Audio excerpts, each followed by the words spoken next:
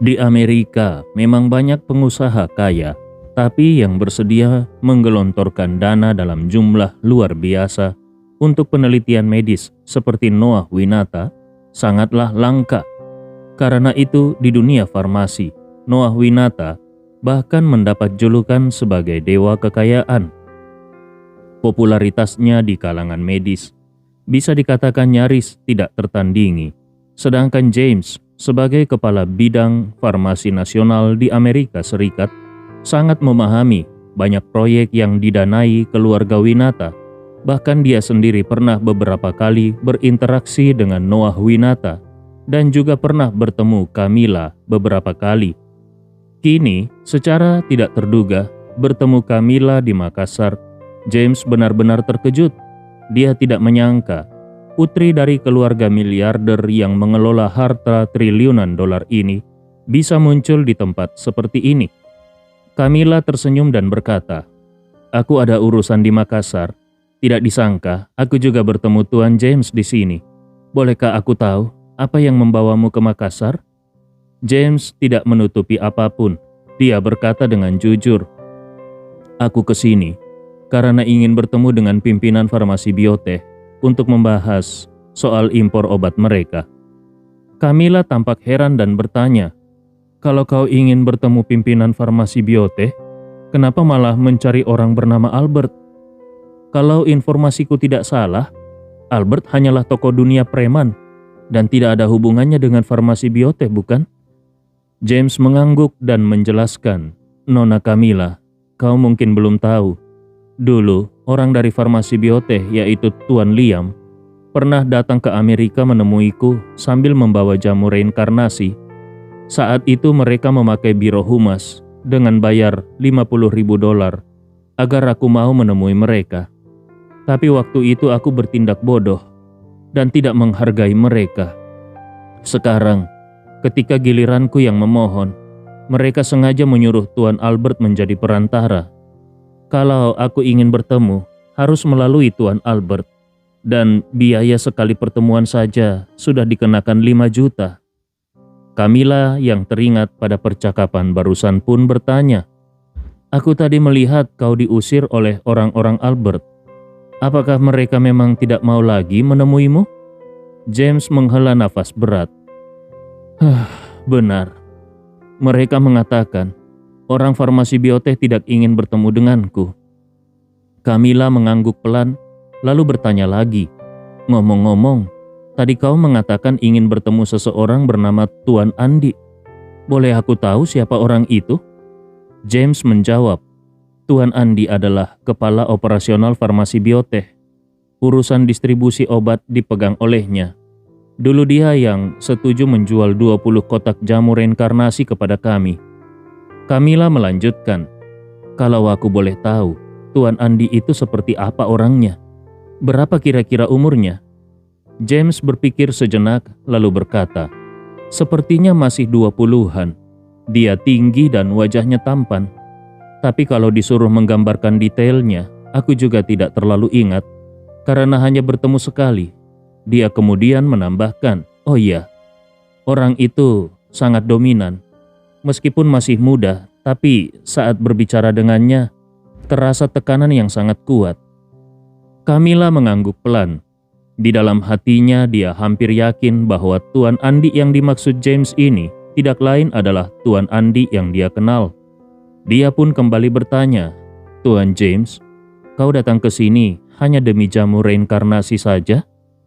James tidak paham apa maksud Camilla, tapi mengingat misi CIA yang rahasia, dia pun mengangguk sambil berkata, "Iya, aku hanya ingin mendapatkan lebih banyak jamu reinkarnasi." "Kenapa kau bertanya begitu?" Camilla terdiam sejenak, lalu dengan raut wajah serius dia bertanya, "Tuan James, pernahkah kau mendengar tentang jamu regenerasi?" James menggeleng keheranan. "Apa itu? Apakah itu juga sejenis obat?" Camilla mengangguk. "Bisa dikatakan begitu. Kabarnya, jamu tersebut bisa menyembuhkan segala penyakit. Bahkan dikatakan bisa memperpanjang umur 10, bahkan 20 tahun. James melongo lalu berkata kaget, Obat seperti itu? Sepertinya mustahil ada di dunia nyata. Camilla tersenyum tipis. Apakah benar-benar ada atau tidak?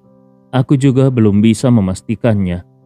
Tapi beberapa hari lagi akan ada lelang di Makassar. Dan kabarnya jamu tersebut akan menjadi barang utama di acara itu. James tersenyum kaku dan berkata, "Kalau aku tidak salah, kau lulusan Stanford bukan? Aku dengar kau masuk Stanford umur 15 dan lulus doktor umur 21. Benar bukan?" Camilla mengangguk sambil tersenyum getir. "Tuan James, kau ingin mengatakan sebagai lulusan Stanford, aku tidak seharusnya percaya akan hal yang bertentangan dengan logika sains, betul?" James mengangguk serius. "Benar. Aku tidak percaya ada obat yang bisa menyembuhkan segala penyakit. Apalagi memperpanjang umur sampai 10 atau 20 tahun. Kalau itu benar, seluruh dunia pasti sudah gempar." Camilla menggeleng pelan. Terus terang, aku pun sulit mempercayainya. Tapi banyak konglomerat besar yang justru percaya mati-matian, termasuk kakekku sendiri. Dia melanjutkan, sayangnya sistem lelang jamu tersebut sangat ketat dan dijaga kerahasiaannya. Jamunya tidak diizinkan untuk dibawa keluar dari ruang lelang. Jadi walaupun benar ada efek sehebat itu, dunia luar tidak akan tahu, dan sekalipun mendengar, orang-orang juga akan sulit percaya tanpa bukti yang nyata. James terdiam sejenak lalu bertanya, "Nona Camilla, bagaimana caranya mengikuti lelang itu? Aku ingin melihatnya sendiri." Camilla tersenyum getir. "Sudah terlambat. Pendaftarannya sudah ditutup. Kalau Tuan James ingin ikut, tunggu saja lelang berikutnya." Ucapan Camilla tadi juga membangkitkan rasa penasaran James. Dia pun bertanya, "Nona Camilla, lelang itu diselenggarakan oleh balai lelang mana? Aku akan mencoba mencari koneksi. Siapa tahu bisa menyisipkan satu undangan lagi." James mengatakan itu dengan percaya diri tanpa merasa ada yang salah. Sebagai kepala FDA, dia termasuk kelas atas dan elit di masyarakat. Dia mengenal banyak orang lintas industri dan bahkan punya sedikit koneksi dengan beberapa balai lelang internasional ternama. Namun, Camilla hanya tersenyum tipis mendengar ucapannya, lalu berkata serius, "Tuan James, lelang jamu regenerasi ini bukan lelang biasa. Ini diselenggarakan oleh sebuah galeri barang antik di Makassar. Syarat pendaftarannya sangat ketat. Hanya yang memiliki aset lebih dari 10 miliar yang bisa mendaftar.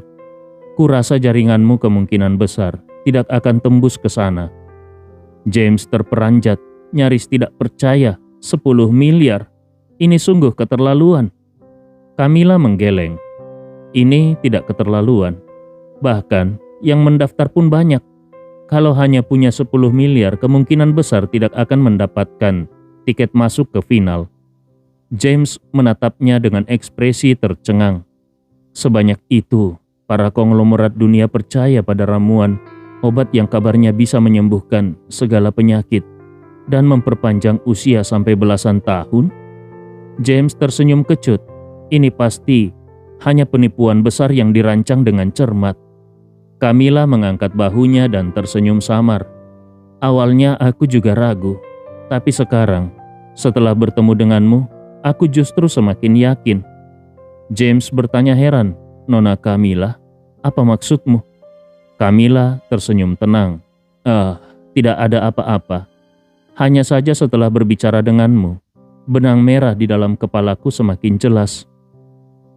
Yang tidak dikatakan Camilla adalah bahwa semakin kuat perasaannya kalau Tuan Andi yang disebut James besar kemungkinan adalah orang yang sama dengan Tuan Andi yang dia temui. Bagaimana bisa di kota Makassar tiba-tiba muncul dua obat ajaib, jamu reinkarnasi dan jamu regenerasi? Itu jelas tidak masuk akal. Kalau dua ramuan obat itu berasal dari sumber yang berbeda, itu malah lebih tidak masuk akal. Tapi kalau semuanya mengarah ke orang yang sama, barulah masuk akal. Semakin dipikir, benang merah itu semakin terang di kepala Camilla. Dia yakin grup Wirawan dan farmasi bioteh pasti ada hubungannya dengan semua ini. Karena itu, begitu berpisah dari James, dia langsung menelpon Sasha dan memerintahkan untuk mengerahkan semua sumber daya, tanpa peduli berapa biayanya, untuk mengumpulkan semua informasi terkait farmasi biotech. Malam itu, semua jaringan intelijen keluarga Winata bekerja ekstra keras. Larut malam, Sasha pun menyusun semua data dan menyerahkannya kepada Camilla. Camilla begadang semalaman. Dia membaca habis semua informasi tentang grup Wirawan dan farmasi biotech. Dia mengernyit, lalu berkata pelan, "Fania Wirawan dari grup Wirawan ini sejak kecil sudah yatim piatu, dan posisinya di keluarga Wirawan pun tidak tinggi. Dia masih mempunyai paman dan sepupu laki-laki di atasnya. Sebelum grup Wirawan mengelola lelang jamu regenerasi, aset yang dikelola Fania hanyalah bisnis kecil bernama Museum Barang Antik. Sebelum lelang itu, nilai museum barang antik hanya beberapa miliar, bahkan tidak sampai 1% dari total aset grup Wirawan. Artinya, Fania dulunya tidak dianggap penting di dalam keluarga Wirawan. Tapi anehnya, dia justru berhasil menyingkirkan pamannya dan sepupunya, dan kini malah menjadi penerus resmi grup Wirawan." Camilla menggeleng pelan. "Aku benar-benar penasaran. Bagaimana mungkin seorang wanita muda yang kehilangan orang tua sejak kecil dan dipinggirkan di keluarganya bisa memenangkan perebutan aset bernilai lebih dari 100 miliar ini?" Sasha menimpali, "Nona, menurutku, Fania ini pasti wanita yang sangat luar biasa." Camilla mengecap lidahnya. Kalau benar begitu, berarti wanita ini bukan sekedar kuat, dia luar biasa. Kalau tidak, mana mungkin dia bisa menang telak dalam perang perebutan harta sebesar ini? Dia melanjutkan, lalu mengenai farmasi biotech. Perusahaan ini sebelumnya adalah gabungan antara farmasi Ferry dari Makassar dan farmasi Asahi dari Jepang. Perbedaan keduanya luar biasa besar. Nilai pasar tertinggi farmasi Ferry tidak lebih dari beberapa miliar saja. Sedangkan nilai farmasi Asahi pernah ditembus lebih dari 300 miliar. Tapi anehnya, dua perusahaan ini yang beda negara, beda skala dan beda fokus bisnis, akhirnya malah merger. Dan anehnya lagi, keduanya justru hanya menjadi pemegang saham kecil. Sementara pemilik saham mayoritas adalah perusahaan offshore misterius. Padahal, kedua perusahaan ini dulunya murni perusahaan keluarga. Dan sekarang manajer umum farmasi biotech, yaitu Liam Ferry, adalah anak luar nikah di keluarga Ferry. Dulu di perusahaan lamanya, dia hanya sopir dan asisten pribadi kakak tirinya, Jeffrey Ferry. Ini membuktikan posisi Liam dulu bahkan lebih rendah daripada Fania. Dia bukan sekedar tidak dipedulikan, tapi benar-benar ditindas habis-habisan. Tapi lihat sekarang, anak yang dulunya hanya sopir itu tiba-tiba bisa membalikkan keadaan dan mewarisi seluruh farmasi Ferry. Dan anehnya lagi, setelah Liam mengambil alih, tidak ada lagi jejak berita mengenai ayah dan kakak tirinya. Aku curiga, mereka berdua juga sudah tersingkir total. Kalau Fania menyingkirkan pamannya dan sepupunya, itu masih masuk akal, karena kakeknya masih hidup dan mungkin mendukungnya. Tapi Liam, dia bahkan berhasil menyingkirkan ayah kandung dan kakak tirinya. Dia yang dulunya hanya seorang pesuruh, sekarang tiba-tiba menjadi bos besar. Ini benar-benar tidak masuk akal. Sasha terkejut dan berbisik, "Nona, apa mungkin mereka berdua dibantu oleh orang dalam yang sangat kuat?" Camilla mengangguk tegas, "Pasti begitu. Setelah Liam mewarisi farmasi Ferry, dia langsung menggabungkannya ke dalam farmasi biotech. Padahal biotech itu dulunya hanya perusahaan baru dan tidak memiliki aset sama sekali. Yang lebih aneh lagi, farmasi Asahi yang nilainya triliunan juga setuju dengan merger ini. Dan yang aneh, Ryo Asahi bahkan rela menyerahkan 90% sahamnya." Lalu Camilla membuka berkas farmasi Asahi dan menunjuk foto Kenji Asahi. Ini orangnya, pendiri farmasi Asahi. Sebelumnya menjabat sebagai presiden direktur. tapi dia meninggal dunia karena keracunan. Ada desas-desus, putranya yaitu Ryu Asahi yang membunuh. Bahkan adiknya yaitu Nobu Asahi sempat memasang harga tinggi untuk membunuh kakaknya. Tapi anehnya, Nobu tiba-tiba menghilang dan Ryu kembali berkuasa, lalu menyerahkan perusahaannya ke farmasi bioteh dan rela melepas 90% sahamnya. Sasa menggelengkan kepalanya kebingungan. Aku pun tidak paham siapa orang yang begitu gila dan mau menyerahkan 90% dari aset triliunan begitu saja. Camilla merapikan setumpuk besar dokumen di depannya sambil bergumam kagum. Aku benar-benar tidak menyangka kota Makassar ini ternyata menyimpan begitu banyak rahasia yang kalau semakin dipikirkan semakin menyeramkan. Setelah itu dia berkata lagi, baik Vania, Liam, maupun Ryu Asahi, di belakang mereka pasti ada sosok yang kekuatan dan pengaruhnya luar biasa besar. Sasa buru-buru bertanya, Nona, apakah kau menduga orang di balik mereka itu adalah si Tuan Andi itu? Camilla mengangguk pelan dan berkata tenang. Aku merasa dalam semua kasus ini, ciri-ciri orang misterius yang ada di belakang layar sangat mirip. Kemungkinan besar, mereka semua dikendalikan oleh orang yang sama. Sambil berkata demikian, dia mengambil laporan keuangan lama milik Farmasi Ferry, lalu berkata, lihat ini, Farmasi Ferry dulunya hanya perusahaan farmasi kelas menengah. Pasar mereka pun hanya sebatas di dalam negeri. Dari laporan keuangannya terlihat jelas, obat-obat yang mereka jual sebagian besar, termasuk produk tipis untungnya, tapi volumenya besar, sehingga margin keuntungannya sangat rendah. Camilla melanjutkan, kakekku dalam beberapa tahun ini banyak berinvestasi di bidang farmasi. Jadi, aku cukup paham mengenai industri ini. Kalau sebuah perusahaan farmasi, margin keuntungannya rendah, artinya mereka tidak punya produk kelas atas yang bisa dibanggakan. Farmasi Ferry jelas termasuk jenis itu. Sasa terkejut dan berkata, Nona, kalau begitu, sepertinya Farmasi Ferry memang tidak mempunyai kemampuan untuk mengembangkan ramuan sehebat jamu regenerasi, bukan? Jamu seperti itu, bahkan perusahaan farmasi kelas dunia pun mungkin sulit untuk membuatnya. Apalagi perusahaan kecil seperti Farmasi Ferry.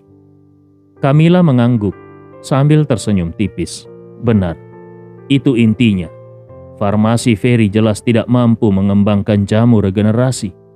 Bahkan puyer bioteh saja mustahil bisa mereka kembangkan sendiri. Aku pernah menggunakan puyer bioteh. Itu jelas obat mah terbaik di pasaran.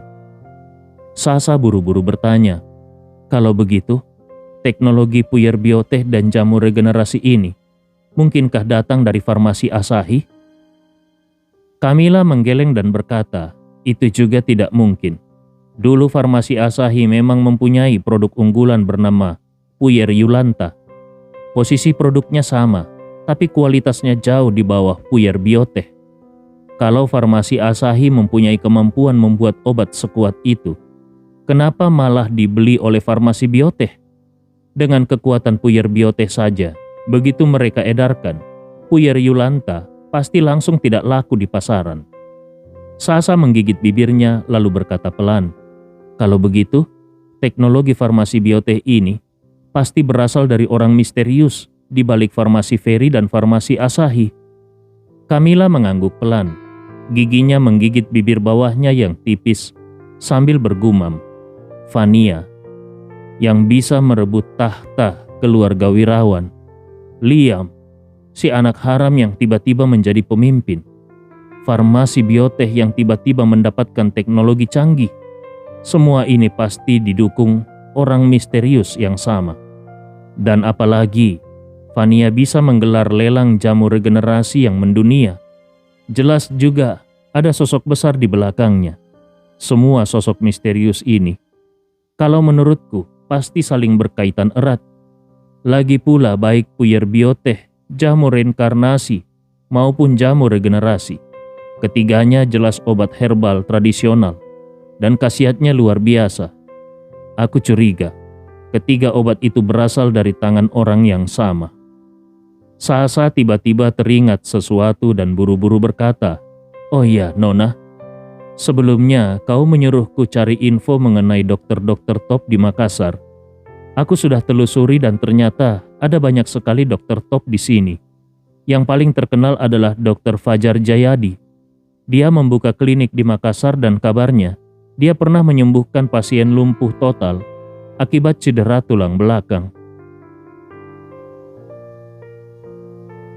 Kamila seolah menangkap sesuatu. Alisnya berkerut sambil bergumam. Dr. Fajar Jayadi. Sepertinya aku pernah mendengar nama itu. Beberapa tahun lalu kakek pernah mengikuti sebuah forum dokter. Walaupun aku tidak ikut, tapi aku sempat membaca laporan forum itu dan nama Dr. Fajar memang disebut di situ. Reputasinya memang tinggi di dunia pengobatan tradisional. Sasa buru-buru berkata, "Kalau begitu, Nona, mungkinkah si orang misterius yang kita cari ini adalah Dr. Fajar Jayadi?" Kamila mengernyit sambil bergumam, "Kurasa bukan."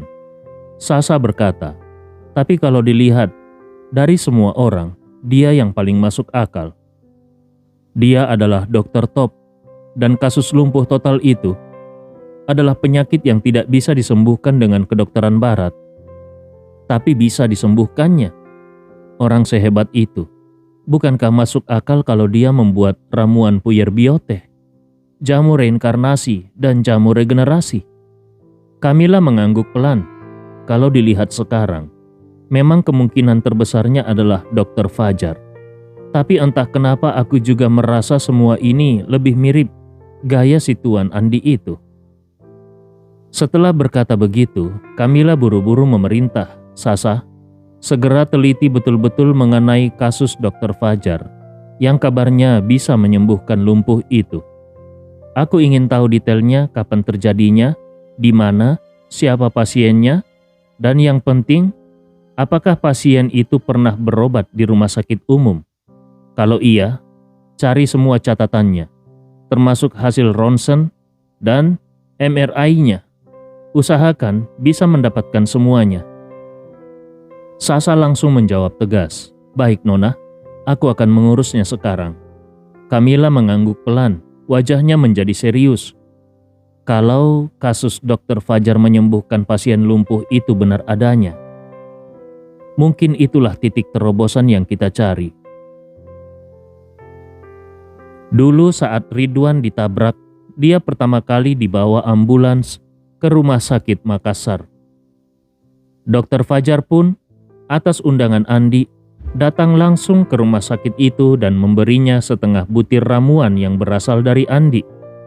Karena itu seluruh rekam medis Ridwan, sejak kecelakaan hingga sembuh total, semuanya tersimpan dalam sistem rekam medis besar rumah sakit Makassar. Beberapa tahun terakhir, seiring perkembangan komputer dan internet, hampir semua rumah sakit sudah memakai rekam medis elektronik. Data ini tidak hanya mencatat semua informasi pasien, hasil pemeriksaan, catatan dokter, serta surat keterangan medis, tetapi juga menyimpan seluruh citra medis pasien. Sehingga dokter bisa mengeceknya kapan saja. Namun, sistem yang praktis ini juga menyisakan celah besar keamanan data yang tidak bisa dijamin sepenuhnya bagi keluarga besar seperti keluarga Winata yang mempunyai kekuatan luar biasa. Mereka memelihara tim-tim khusus, termasuk tim peretas. Maka Sasa segera memerintahkan orang yang membobol sistem rekam medis di beberapa rumah sakit umum di Makassar. Lalu dengan petunjuk Kamila, dia mulai menyingkirkan data yang tidak relevan untuk mencari petunjuk. Pertama-tama, Kamila menyuruh mereka mengekstrak semua data pasien yang pernah didiagnosis mengalami cedera tulang belakang tingkat tinggi.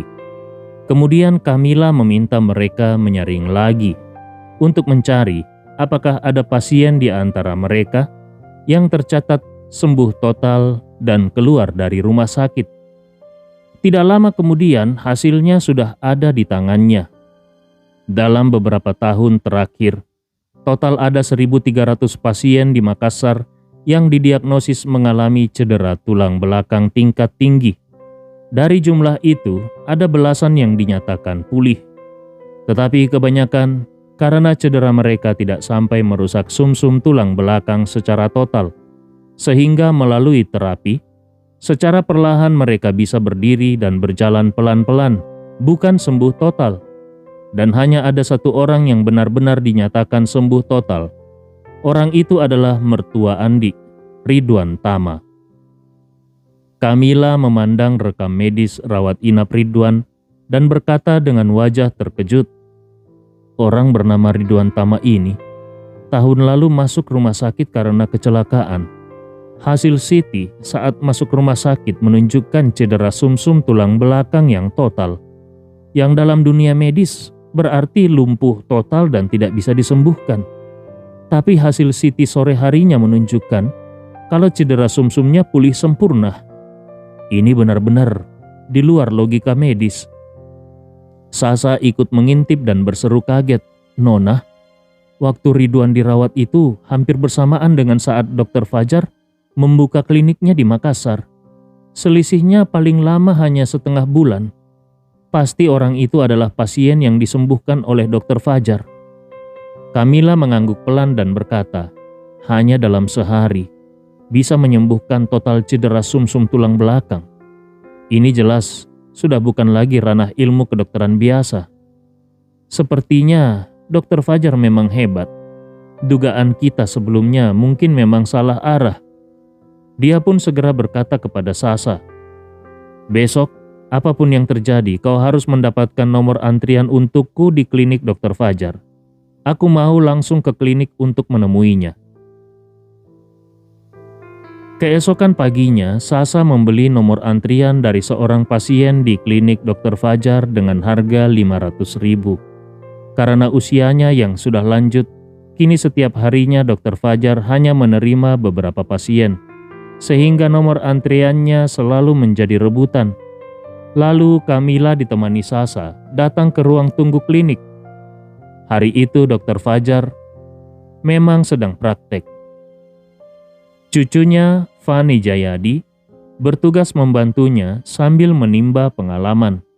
Saat pertama kali melihat Kamila, Fani langsung terpana oleh kecantikan Kamila. Meskipun biasanya dia cukup percaya diri dengan penampilannya sendiri, kali ini dia merasa minder di hadapan Kamila. Setelah memeriksa bukti pendaftaran Kamila, Fani memintanya menunggu sebentar. "Nona, tolong tunggu sebentar. Nanti ketika sudah giliranmu, aku akan memanggilmu." Kamila mengangguk sopan, terima kasih atas bantuannya. Kamila menunggu sekitar 1 jam. Setelah Dr. Fajar selesai menangani 3 pasien, Fani memanggilnya, "Nona, silakan ikut aku." Kamila pun segera berdiri dan masuk ke ruang praktek Dr. Fajar bersama Sasa. Dr. Fajar memandang mereka dan bertanya, "Di antara kalian berdua, siapa yang ingin berobat?" Kamila segera berkata, "Dokter, aku kesini bukan untuk berobat pribadi, melainkan untuk berkonsultasi tentang saudaraku di rumah." Dr. Fajar mengangguk, "Kenapa dengan saudaramu itu?" Kamila menarik napas dalam-dalam dan berkata, "Dokter, saudaraku ini baru-baru ini mengalami kecelakaan dan didiagnosis mengalami kelumpuhan tingkat tinggi. Kami sudah mencari kemana-mana dan mendengar kabar kalau tahun lalu dokter pernah menyembuhkan pasien yang kondisinya sama. Jadi aku datang khusus jauh-jauh dari Jakarta ke sini untuk memohon bantuanmu." Dr. Fajar menghela nafas berat sambil menggeleng. "Lumpuh tingkat tinggi. Sejak aku membuka klinik ini, hampir setiap hari ada orang yang datang memintaku menyembuhkan kelumpuhan seperti itu. Mereka sama sepertimu. Semuanya mendengar tentang pasien yang sembuh tahun lalu." Lalu dia menatap Kamila dengan wajah serius. "Tapi aku harus jujur, kasus tahun lalu itu memang benar-benar sembuh tapi bukan karena kemampuanku yang hebat, melainkan semata-mata karena kebetulan yang luar biasa. Camilla terkejut. Kebetulan? Dokter, apa maksudmu? Dokter Fajar menjawab dengan tegas. Detailnya tidak bisa aku ceritakan. Tapi yang jelas, kesembuhan pasien itu bukan karena keahlianku. Dan kalau aku diminta mengobati kasus serupa lagi, aku pun tidak mempunyai kemampuan untuk menyembuhkannya. Camilla buru-buru bertanya, jadi maksudmu, kesembuhan pasien itu sebenarnya karena ada orang lain yang membantu? Atau karena ada obat mujarab yang kau gunakan waktu itu? Dokter Fajar agak terkejut menatap Camilla. Di dalam hatinya dia merasa kagum. Gadis ini pintar sekali. Dia langsung menangkap kedua titik kunci hanya dalam sekejap. Sembuhnya Ridwan waktu itu memang benar berkat orang lain, yaitu Tuan Andi Rewa. Dan kesembuhannya juga karena obat ajaib yang diramu oleh Tuan Andi. Namun Dokter Fajar juga sangat paham bahwa mengenai hal ini tidak boleh dia bocorkan. Maka dia pun berkata, Nona, aku tidak bisa menceritakan lebih lanjut mengenai hal ini. Kalau kau memang berjodoh, mungkin saudaramu juga bisa disembuhkan. Tapi apakah jodoh itu ada atau tidak, aku pun tidak bisa memastikannya. Semuanya tergantung pada takdir. Camilla segera memohon, Dokter, saudaraku ini sangat berarti bagiku. Aku mohon tolong berikan sedikit saja petunjuk lebih lanjut. Dokter Fajar menggeleng pelan. Maaf Nona, aku benar-benar hanya bisa bicara sampai di sini. Harap maklum. Lalu dia berkata kepada Fani, Fani, kembalikan uang konsultasi untuk Nona ini. Fani segera mengangguk. Baik kakek.